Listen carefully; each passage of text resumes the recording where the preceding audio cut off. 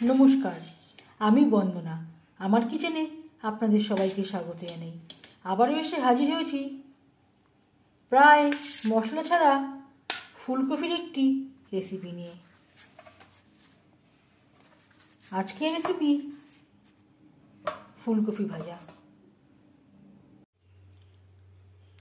নিরামিষ ফুলকপি ভাজা তৈরি করতে এখানে আমি দুটো ছোটো সাইজের ফুলকপি নিয়েছি, যেটা আমি একেবারে খুবই ছোটো ছোটো টুকরো করে কেটে নিয়েছি আর পরিষ্কার করে ধুয়ে নিয়েছি। যেহেতু ফুলকপিটা আমার ফ্রেশ ছিল, তাই আমি আর গরম জলে ভাপালাম না।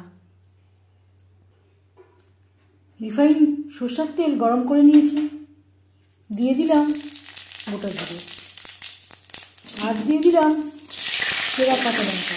যেহেতু কাঁচা লঙ্কায় জল থাকে, খুবই সাবধানে ভাজবেন, অবশ্যই চিড়ে ব্যবহার করবেন। জিরে কাঁচা লঙ্কা ভেজে নেওয়ার পর দিয়ে দেবো ফুলকপি।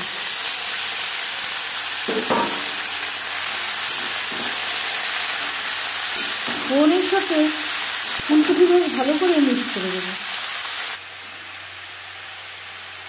আর লাগছে স্বাদ মতো লবণ, পরিমাণ মতো হলুদের গুঁড়ো, লবণ হলুদ ফুলকপির সাথে বেশ ভালো করে মিক্স করে দেবো। 2-3 মিনিট নাড়াচাড়া করে নেওয়ার পর দিয়ে দেবো খুবই সামান্য পরিমাণে আদা, যেটা আমি থেতো করে রেখেছিলাম।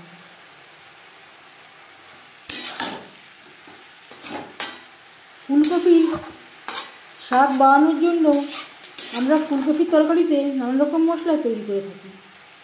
এতে ফুলকপির যে একটা আলাদা স্বাদ আছে, সেটাই খারাপ হয়ে যায়। তবে একবার হলে ওইভাবে বানিয়ে দেখবেন, খেতে ভালোই লাগে, খারাপ লাগে না।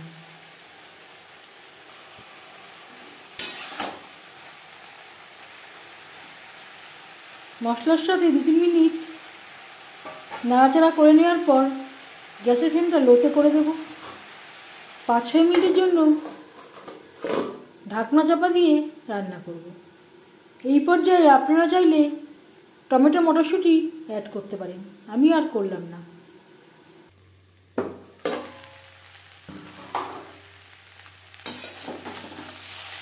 এর মাঝে আমি 1-2 বার নাড়াচাড়া করে দিয়েছিলাম। যেহেতু আমার ফুলকপির পরিমাণটা বেশি, গ্যাসের ফ্লেমটাকে আমি রেখে দিলাম লো টু মিডিয়ামে। ফুলকপি বেশ ভালো করে সুসিদ্ধ হয়ে গেছে, জলটাও পুরোপুরি শুকিয়ে গেছে।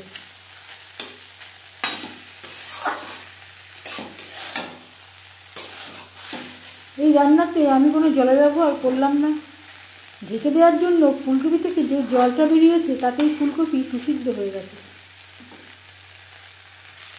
গ্যাসের ফ্লেমটাকে মিডিয়ামে করে দিয়ে 1-2 মিনিট নাড়াচাড়া করে নেব।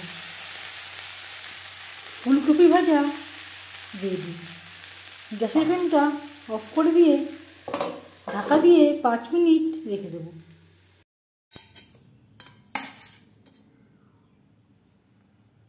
এই রেসিপিটি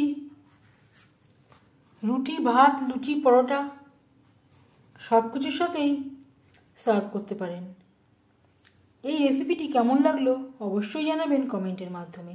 যদি এই রেসিপিটি ভালো লেগে থাকে, লাইক করবেন, শেয়ার করবেন, সাবস্ক্রাইব করবেন আমার চ্যানেলটিকে, বেল আইকনটা প্রেস করে দেবেন।